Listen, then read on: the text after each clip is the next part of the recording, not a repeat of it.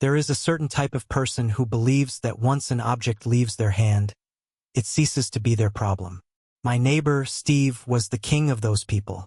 I have a beautifully landscaped backyard that I spend every weekend maintaining, but Steve treated it like his personal dumpster.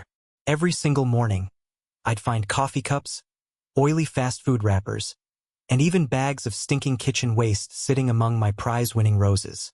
I asked him to stop multiple times, and every time, Steve would give me the same smug look and say, "The wind must have blown it over, neighbor.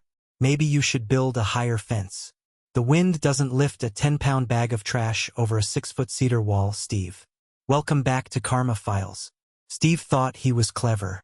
He didn't realize I have a very high tolerance for tedious tasks and a very strong sense of justice.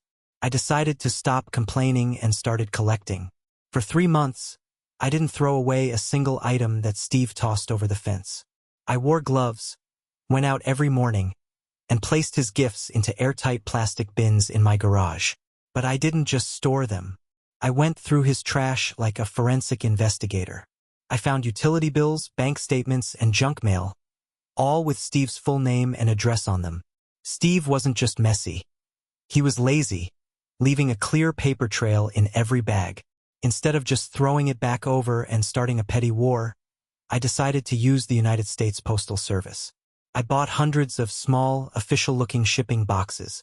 Every single day, I packed 1 or 2 pieces of his trash, a greasy burger wrapper here, a used tissue there, along with a printout of the city's anti-littering ordinance. I sent them to his house via certified mail. Because they were lost property I was returning, Steve had to sign for every single one of them. He was getting 3 to 5 packages a day every day for a month. He was furious, but he couldn't stop it because I wasn't doing anything illegal. The grand finale happened on the day of our neighborhood's annual Homeowners Association garden walk. Steve loved to brag about his pristine lawn, even though he was the one trashing everyone else's.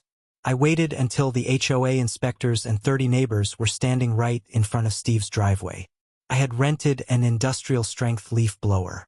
I opened all my airtight bins, which now contained 3 months of Steve's accumulated filth, and I returned it all in one massive, stinking cloud.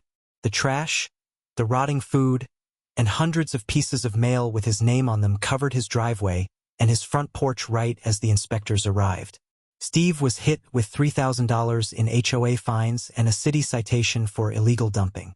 He tried to make my yard a dump. I made his reputation a disaster. Don't throw trash at a neighbor who knows your mailing address. Subscribe for more.